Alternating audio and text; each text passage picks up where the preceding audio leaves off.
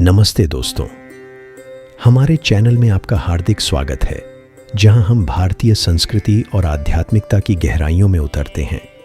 आज हम बात करेंगे सीता नवमी की, जो माता सीता के जन्मोत्सव का पवित्र दिन है। क्या आप तैयार हैं माता सीता की कथा और उनके जीवन से मिलने वाले अमूल्य सबकों को जानने के लिए?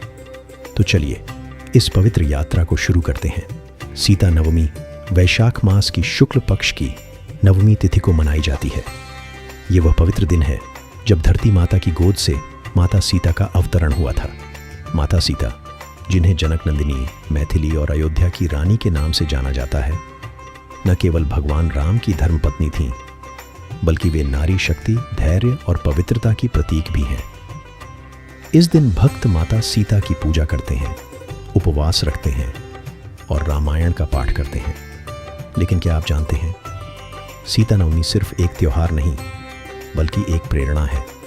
यह हमें सिखाती है कि जीवन की हर चुनौती को धैर्य और गरिमा के साथ कैसे पार करना है। चलिए अब हम आपको ले चलते हैं उस पौराणिक कथा में, जो माता सीता के जीवन की शुरुआत से लेकर उनके अमर बलिदानों तक फैली है। मिथिला के राजा जनक एक दिन हल जोत रहे थे, तभी उन्हें एक स्वर्ण पेटी में एक सुंदर कन्या मिली। यह कन्या थी माता सीता, जिन्हें धरती माता की पुत्री माना जाता है। राजा जनक और रानी सुनैना ने उन्हें अपनी बेटी के रूप में अपनाया और प्यार से पाला। सीता का बचपन मिथिला के राजमहल में विद्या, संस्कार और धर्म की छांव में बीता।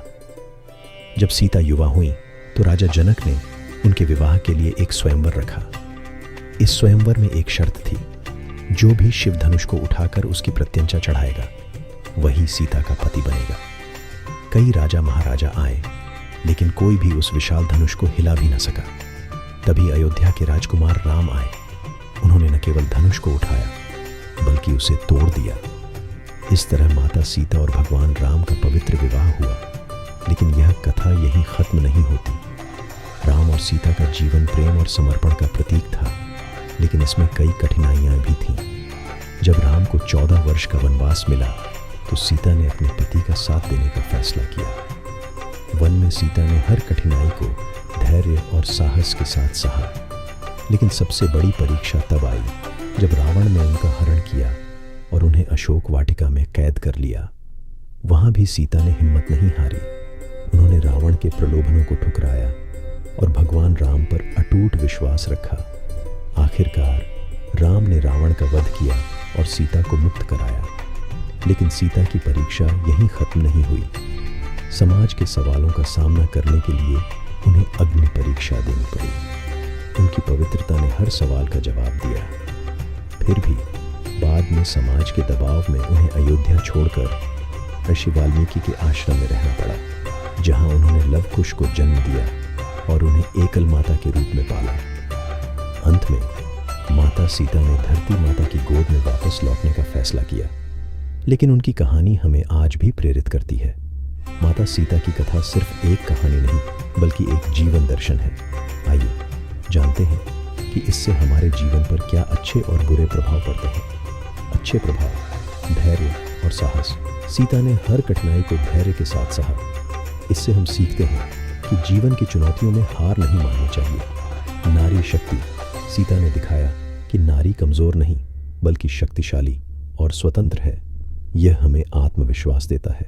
कर्तव्य और समर्पण: सीता ने अपने पति, परिवार और समाज के प्रति कर्तव्य निभाया। यह हमें अपने दायित्वों को समझने की प्रेरणा देता है। आध्यात्मिक विश्वास: सीता का राम पर अटूट विश्वास हमें सिखाता है कि मुश्किल वक्त में भी ईश्वर पर भरोसा रखें। बुरे प्रभाव: समाज का दबाव।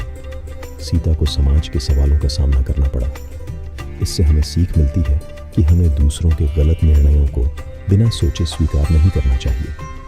अत्यधिक त्याग: सीता का त्याग प्रेरणादायक है, लेकिन हमें यह भी समझना चाहिए कि अपने आत्मसम्मान की रक्षा करना जरूरी है।